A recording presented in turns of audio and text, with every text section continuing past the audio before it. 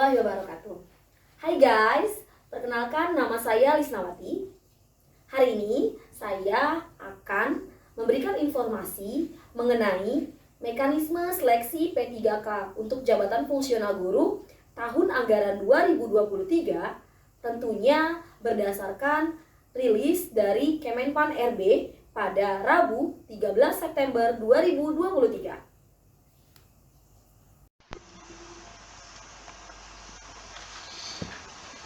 Oke, berikut ini adalah Keputusan Menteri Pendayagunaan Aparatur Negara dan Reformasi Birokrasi Republik Indonesia Nomor 649 Tahun 2023 tentang mekanisme seleksi pegawai pemerintah dengan perjanjian kerja atau yang kita kenal dengan istilah P3K untuk jabatan fungsional guru pada instansi daerah tahun anggaran 2023. Oke, mari kita simak. Menimbang berikutnya, mengingat hingga di sini ya, menetapkan, menimbang, mengingat dan memutuskan. Oke, kita lihat untuk diktum pertama atau diktum ke-1. Nah, jenis penetapan pegawai pemerintah dengan perjanjian kerja untuk jabatan fungsional guru tahun anggaran 2023 itu meliputi ada kebutuhan khusus dan kebutuhan umum.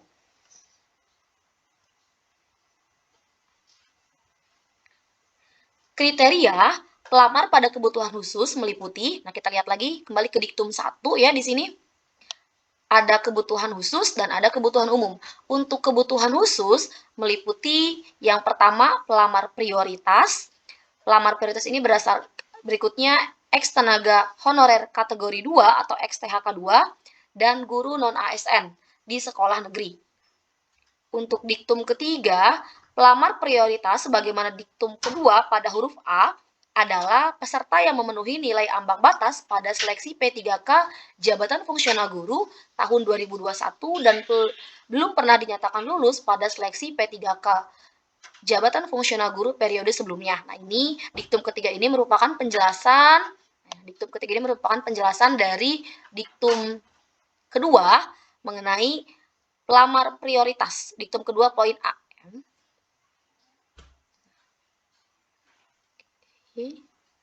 Berikutnya, XTHK 2 di diktum keempat, XTHK 2 sebagaimana dimaksud pada diktum kedua huruf B adalah XTHK 2 yang terdaftar dalam pangkalan database XTHK 2 pada Badan Kepegawaian Negara atau BKN. Guru non-ASN, diktum kelima, guru non-ASN di sekolah negeri sebagaimana dimaksud pada diktum kedua huruf C adalah guru non-ASN di sekolah negeri yang terdaftar di Dapodik, Kementerian Pendidikan, Kebudayaan, Riset, dan Teknologi dan memiliki masa kerja paling rendah 3 tahun. Jadi sudah terjawab sudah ya.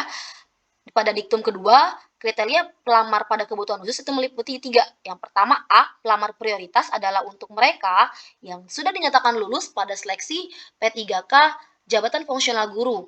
Artinya lulus sudah memenuhi nilai ambang batas pada jabatan yang sudah dinyatakan memenuhi ambang batas pada seleksi P3K jabatan fungsional guru. Nah, namun belum dinyatakan lulus gitu ya. Tapi sudah nilainya sudah di atas atau sudah memenuhi passing grade waktu itu.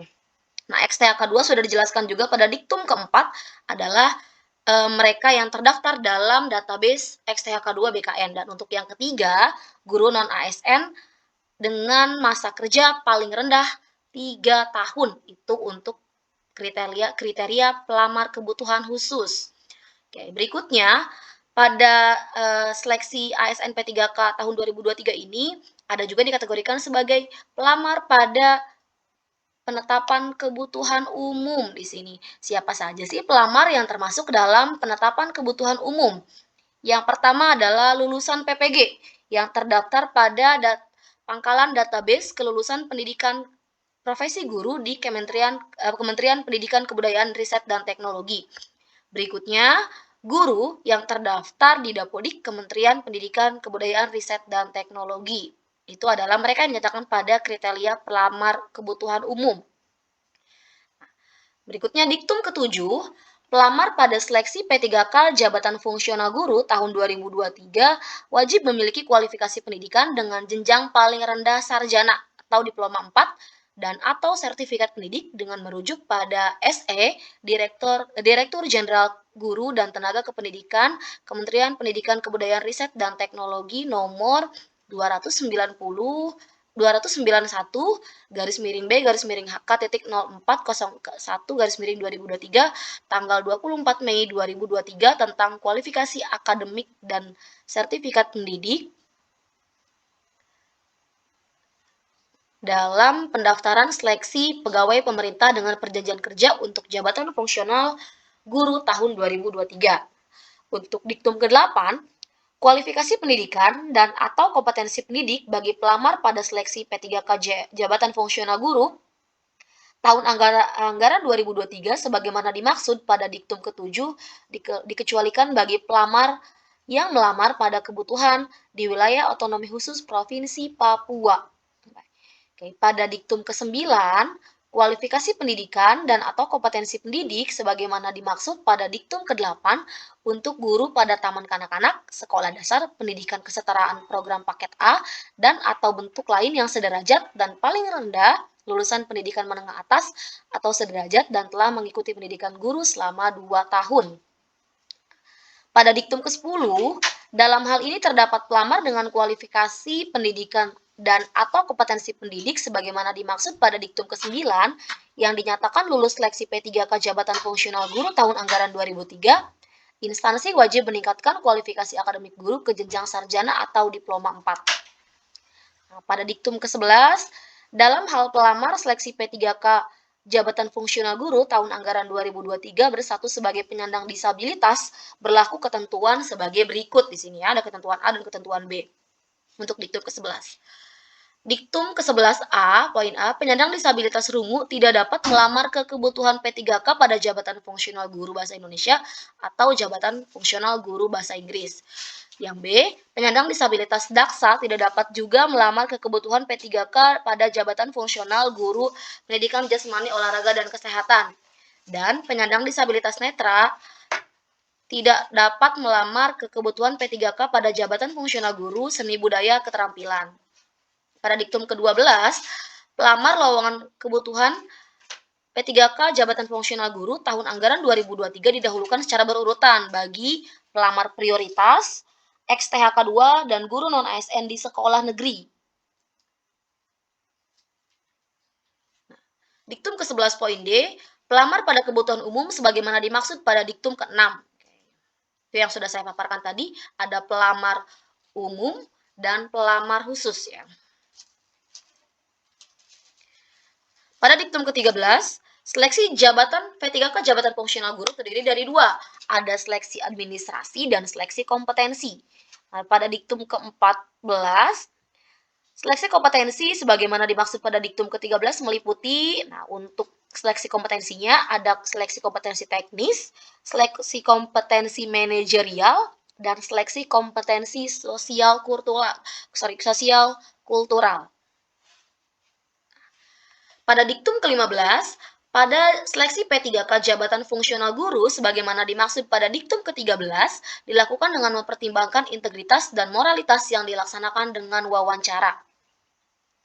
Pada diktum ke-16, seleksi kompetensi sebagaimana dimaksud pada diktum ke-14 dan wawancara sebagaimana dimaksud pada diktum ke-15 dilaksanakan dengan menggunakan sistem CAT yang diselenggarakan oleh BKN.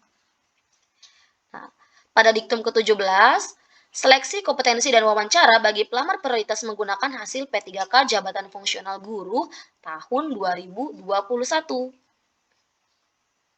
Nah, pada diktum ke-17 ini jelas ya, seleksi kompetensi dan wawancara bagi pelamar prioritas menggunakan hasil seleksi P3K Jabatan Fungsional Guru tahun 2021. Itu berarti untuk mereka yang sudah mengikuti seleksi P3K Jabatan Fungsional Guru tahun 2021 dan belum mendapatkan penempatan, ini tidak perlu tes kembali ya. Jadi menggunakan nilai yang sudah diperoleh pada seleksi sebelumnya. Berikutnya, untuk diktum ke-18, instansi daerah dapat melaksanakan seleksi kompetensi teknis tambahan selain CAT BKN. Nah, untuk diktum ke-19, bobot nilai seleksi kompetensi teknis tambahan sebagaimana dimaksud pada diktum ke-18 sebesar 30% dari nilai seleksi kompetensi teknis secara keseluruhan. Nah, untuk diktum ke-20, seleksi kompetensi teknis tambahan selain CAT-BKN sebagaimana dimaksud pada diktum ke-18 berpedoman pada petunjuk teknis seleksi yang disusun oleh Kementerian Pendidikan, Kebudayaan, Riset, dan Teknologi. Untuk diktum ke-21, dalam hal instansi melaksanakan seleksi kompetensi teknis tambahan sebagaimana dimaksud pada diktum ke-18, instansi wajib menyampaikan kepada Kementerian Pendidikan, Kebudayaan, Riset, dan Teknologi dengan tembusan kepada Menteri dan Kepala BKN. Oke. Next guys, di diktum ke-21. Nah, materi seleksi kompetensi sebagaimana dimaksud pada diktum ke-14 dan wawancara sebagaimana dimaksud pada diktum ke-15 meliputi materi kompetensi teknis bertujuan untuk menilai penguasaan pengetahuan, keterampilan, dan sikap atau perilaku yang dapat diamati, diukur, dan dikembangkan yang spesifik berkaitan dengan bidang teknis jabatan. Materi kompetensi manajerial bertujuan untuk menilai komitmen, kemampuan, dan perilaku yang dapat diukur, yaitu meliputi kompetensi integritas, kerjasama, komunikasi, orientasi pada hasil, pelayanan publik, pengembangan diri pada orang lain, mengelola perubahan, dan pengambilan keputusan. Oke, next.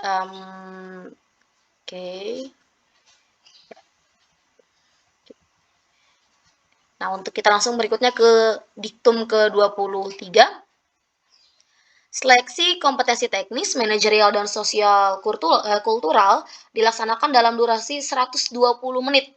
Nah, namun dikecualikan bagi penyandang disabilitas netra yang melamar pada kebutuhan khusus disabilitas dilaksanakan dalam durasi 150 menit. Diktum ke-24, wawancara dilaksanakan dalam durasi waktu 10 menit dan dikecualikan bagi penyandang disabilitas netra yang melamar pada kebutuhan khusus disabilitas dilaksanakan dalam durasi 15 menit. Pada diktum ke-25, jabatan keseluruhan soal seleksi kompetensi wawancara adalah 145 butir dengan rincian sebagai berikut. Yang pertama, seleksi kompetensi di sini ya. Yang tanda poin merah di sini. Yang saya beri tanda merah, seleksi kompetensi teknis itu sejumlah 90 butir soal. Kita ingat bahwa pada seleksi sebelumnya untuk soal kompetensi teknis itu berjumlah 100 butir soal. Namun untuk seleksi ASN P3K tahun 2023 jabatan fungsional guru itu seleksi jumlah soal untuk seleksi teknisnya berjumlah 90 butir soal. Jadi ada pengurangan sebanyak 10 butir soal ya. Berikutnya, seleksi kompetensi manajerial sejumlah 25 soal, seleksi kompetensi sosial, kultural sejumlah 20 soal, dan wawancara sejumlah 10 butir soal. Nah, berikutnya untuk pembobotan di sini, pembobotan nilai untuk materi soal seleksi kompetensi dan wawancara. Untuk materi soal seleksi kompetensi teknis bagi pelamar pada kebutuhan khusus, bobot jawaban benar paling rendah 1 dan paling tinggi 5, serta soal tidak terjawab itu bernilai 0. Namun, untuk materi soal seleksi kompetensi teknis bagi pelamar pada kebutuhan umum, bobot jawaban benar bernilai 5 dan jawaban salah atau soal tidak terjawab itu bernilai 0. Untuk yang bagian C, untuk diktum ke-26 di bagian C, untuk materi soal seleksi kompetensi manajerial, bobot jawaban benar paling rendah 1 dan nilai paling tinggi 4, serta soal tidak terjawab itu bernilai 0. Berikutnya, untuk materi soal seleksi kompetensi sosial kultural, bobot jawaban benar paling rendah 1 dan nilai paling tinggi 4, serta soal tidak terjawab bernilai 0.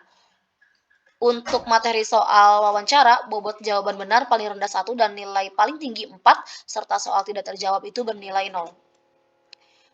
Untuk diktum ke-27, nilai kumulatif paling tinggi untuk seleksi kompetensi dan wawancara adalah 670. Nah, 670 itu diperoleh, ini nilai paling maksimal ya, Dari 450 itu dari seleksi kompetensi teknis.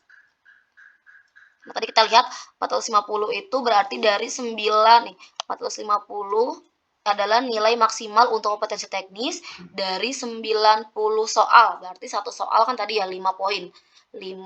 Soalnya ada 90, sedangkan bobot satu soal jika dijawab benar ada 5. 90 kali 5. Nah, di sini 450 ya. Ini berbeda dengan seleksi sebelumnya.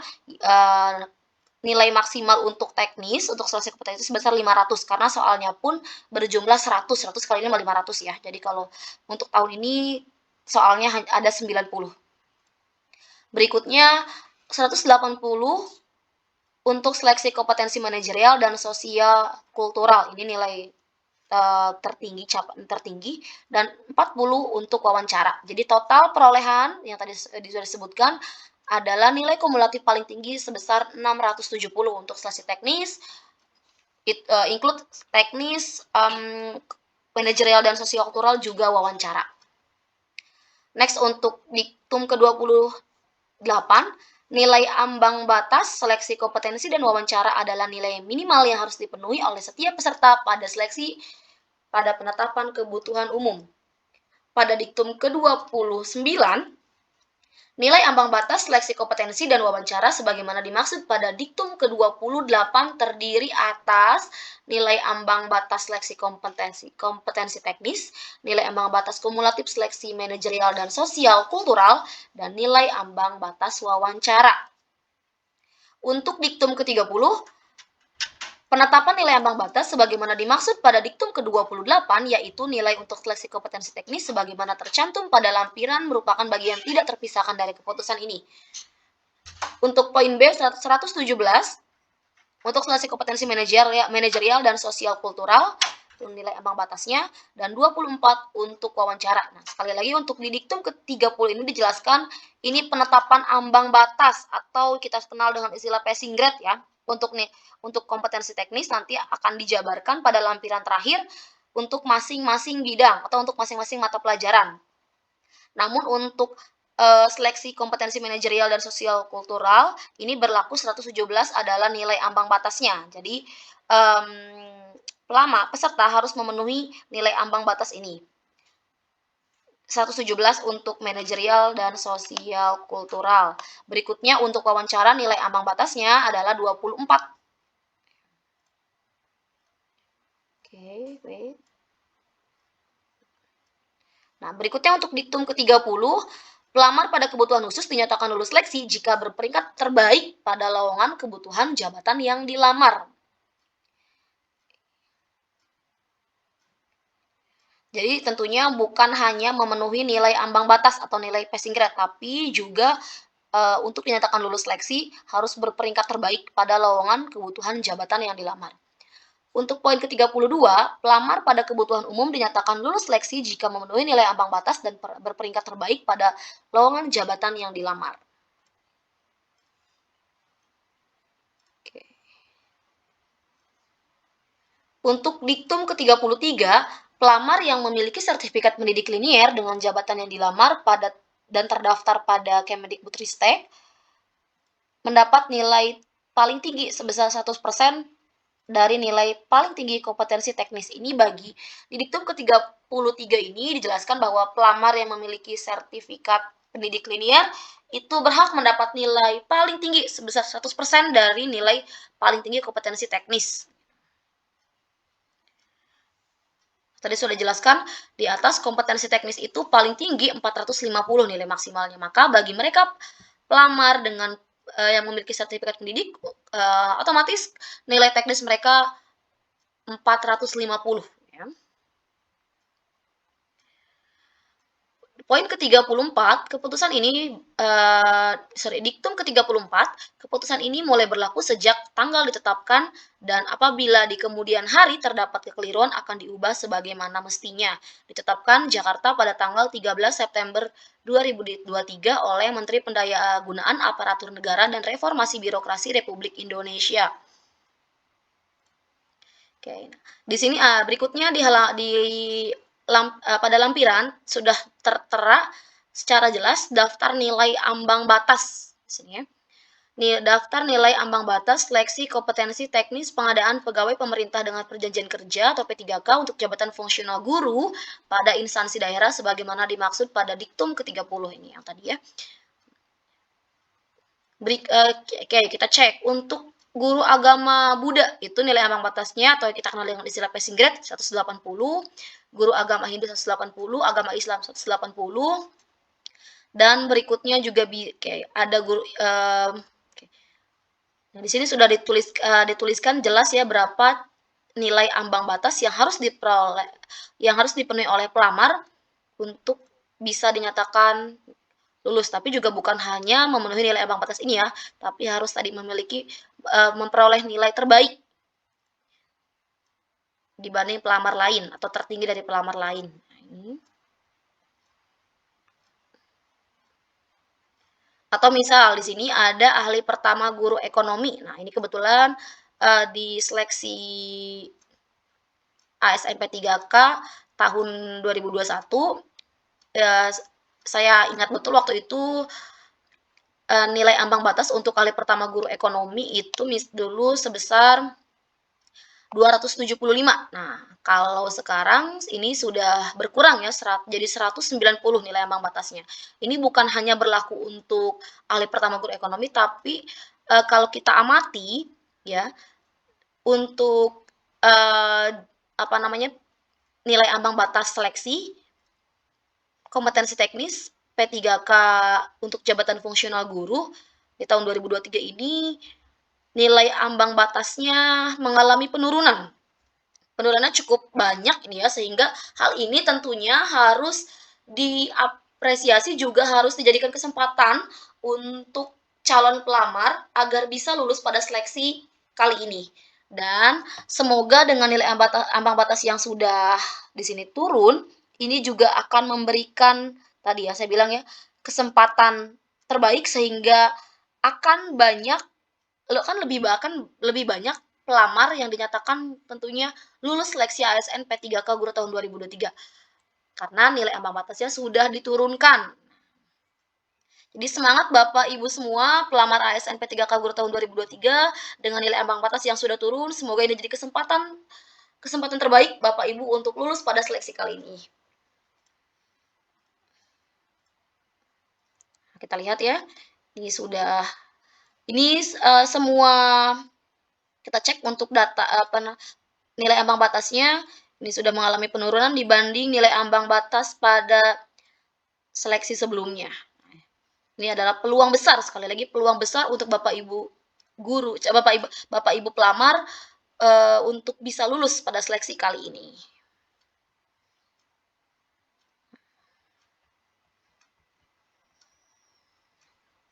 Cek. Oke.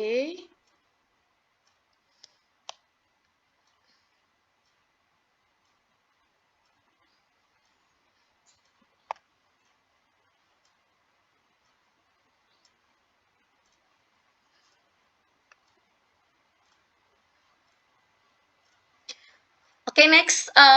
Berikutnya kita pahami kembali atau jadwal penerimaan P3K tahun 2023. Nah, setelah membaca juknisnya, kita cek juga jadwal penerimaan P3K tahun 2023. Kita cek ya. Nah, dimulai dari di sini. Sekarang dimulai dari seleksi administrasi yang akan dimulai pada 17 September sampai dengan 5 Oktober tahun 2023. Itu berarti mulai besok, hari Senin 17 September itu sudah diadakan seleksi administrasi untuk para pelamar ASN P3K Guru tahun 2023. Untuk pengumuman hasil seleksi administrasi itu pada tanggal 6 sampai dengan 9 Oktober 2023. Berikutnya untuk masa sangga pada tanggal 10 hingga 12 Oktober tahun 2023. Untuk jawab sangga adalah pada 10 sampai dengan 14 Oktober 2023. Untuk pengumuman pasca sangga pada tanggal 13 sampai dengan 19 Oktober 2023. Penarikan data final 20 sampai dengan 22 Oktober tahun 2023. Penjadwalan seleksi kompetensi pada 23 sampai 26 Oktober 2023, pengumuman daftar peserta, waktu dan tempat seleksi kompetensi pada tanggal 27 sampai dengan 30 Oktober 2023. Seleksi kompetensi itu pada 1 sampai dengan 25 November 2023, pelaksanaan seleksi kompetensi teknis tambahan 6 sampai dengan 27 November 2023. Berikutnya pengolahan nilai itu pada tanggal 21 November sampai dengan 1 Desember 2023, pengumuman kelulusan pada tanggal 28 November sampai dengan 4 Desember 2023, masa sangga itu akan berlangsung pada 5 sampai 7 Desember, jawab sangga pada 5 sampai dengan 9 Desember, pengolahan nilai seleksi kompetensi 8 sampai 12 September 2023. Pengumuman kelulusan pasca sangga itu akan berlangsung pada 8 sampai dengan 14 September 2023. Pengisian DRH akan berlangsung pada 15 Desember sampai 13 Januari 2024 dan usul penetapan NIP itu diperkirakan 14 Januari sampai dengan 12 Februari 2024. Nah, estimasi jadwal ini berdasarkan dari ini ya, penyampaian jadwal pelaksanaan seleksi CASN yang dikeluarkan oleh BKN dengan nomor surat 7948 garis miring B KS.0401 garis miring SD garis miring K garis miring 2023 pada 10 Agustus tahun 2023. Oke, berikut informasi yang bisa saya sampaikan. Terima kasih atas perhatiannya. Apabila pemaparan saya kali ini ada yang kurang dimengerti, boleh tuliskan di kolom komentar. Jangan lupa like and subscribe. Sampai jumpa di momen berikutnya. Oke, assalamualaikum warahmatullahi wabarakatuh.